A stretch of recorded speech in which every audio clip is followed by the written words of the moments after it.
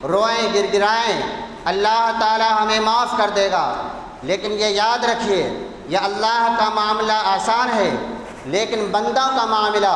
حقوق العباد کا معاملہ، انسانوں کا معاملہ، انسانوں کے حقوق کا معاملہ یہ آسان نہیں ہے، یہ آسان نہیں ہے۔ ایسا نہیں ہے کہ ہم بندوں کا حق ہڑپ کر جائیں، ایسا نہیں ہے کہ ہم بندوں کی زمین ہڑپ کر جائیں، ایسا نہیں ہے کہ بھائی اپنے بہن کی زمین ہڑپ کر جائے اور بھائی اپنے بہن کا حصہ مار جائے، بڑا بھائی اپنے چھوٹے بھائی کا حق مار جائے، بڑا بھائی اپنے چھوٹے بھائی کی دکان ہڑپ کر جائے اور رات کو مصلی بچھا کر کے خوب روئے اور گر گرائے، رو رو کر کے مصلی کو بھگو دے اور یہ امید کرے کہ اللہ ہمیں معاف کر دے گا۔ یہ یاد رکھیے، وہ اللہ جو بہت زیادہ رحیم ہے، وہ اللہ جو بہت زیادہ کریم ہے، وہ اللہ جو بہت زیادہ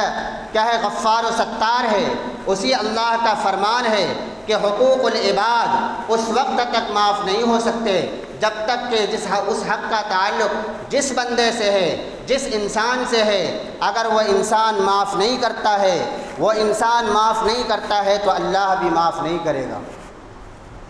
اللہ بھی معاف نہیں کرے گا۔ میرے محترم بزرگ اور دوستو،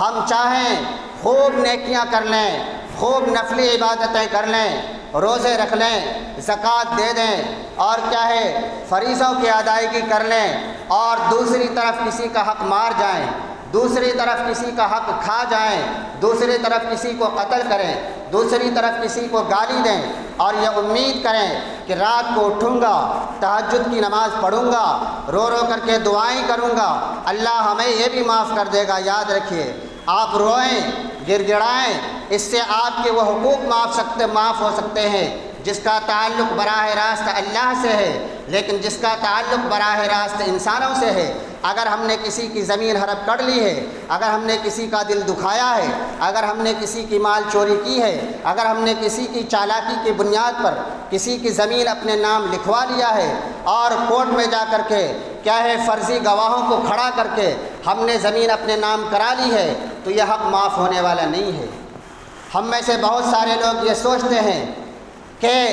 باپ نے تو زمین ہمارے نام لکھ دیا ہے، بیٹے نے چالاکی کی، باپ کے انتقال کے وقت جا کر کے تھر تھراتے ہوئے ہاتھوں سے دستخط کروا کر کے زمین اپنے نام لکھوا لیا، یا اسی طریقے سے کسی اور طریقے سے چالاکی کی بنیاد پر زمین اپنے نام کروا لیا اور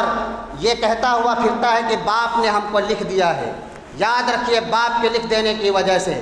اگر واقعتاً دوسرے بھائی کا حق نکلتا ہے، چاہے باپ 1 مرتبہ نہیں 5 مرتبہ لکھ دے، بھائی 1 مرتبہ نہیں 10 مرتبہ لکھ دے، وہ حق آپ کا نہیں ہو سکتا ہے۔ اگر واقعتاً اس میں دوسرے بھائی کا حق ہے، آپ نے چالاکی کی بنیاد پر، ہوشیاری کی بنیاد پر زمین لکھوایا ہے، تو کورٹ کے لکھ دینے کی وجہ سے، ہماری اس دنیاوی عدالتوں کے لکھ دینے کی بنیاد پر، اس دنیا کے جج کے لکھ دینے کی بنیاد پر اس عدالت کا فیصلہ نہیں بدل سکتا ہے۔ یہاں کا فیصلہ بدل سکتا ہے لیکن اس عدالت کا فیصلہ نہیں بدل سکتا ہے۔ وہاں اگر بھائی کا حق نکلتا ہے تو دینا پڑے گا، اگر یہاں نہیں دیں گے وہاں دینا پڑے گا۔ یہاں آپ چالاکی کی بنیاد پر، آپ کے خاندان میں آپ کے بیٹے زیادہ تھے، آپ نے لاٹھی کی طاقت کی بنیاد پر زمین پر قبضہ کر لیا، زمین کو لکھوا لیا، لیکن یاد رکھیں یہ چالاکی یہیں رہ جائے گی، آخرت میں یہ چالاکی کام نہیں آ سکتی ہے۔ اس وجہ سے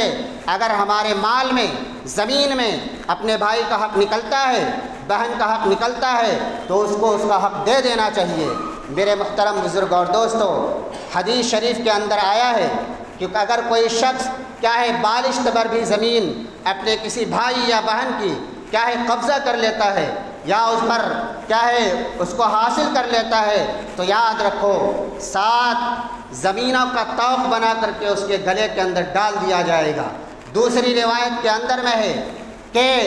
زمین کے اندر 7 طبق زمین کے اندر اس کو دھسا دیا جائے گا۔ یہ اتنی سخت وعید ہے میرے محترم بزرگ اور دوستو۔ اس وجہ سے اگر ہمارے ذمہ کسی کے حقوق ہیں تو یاد رکھیے یہ حقوق یہاں پر ہم کسی کو چالاکی کی بنیاد پر نہیں دے سکتے ہیں، لیکن وہاں دینا پڑے گا، وہاں ذلیل ہو کر کے دینا پڑے گا، وہاں رسوا ہو کر کے دینا پڑے گا، وہاں میدان محشر میں ایک بڑا مجمع ہوگا، بڑا مجمع ہوگا، وہاں اگر ہمیں پکارا جائے گا کہ فلاں شخص نے اپنے بھائی کی زمین ہڑپ کر لی تھی، وہ شخص کو کھڑا کیا جائے گا، اتنا بڑا مجمع ہوگا، اس بڑے مجمع کے اندر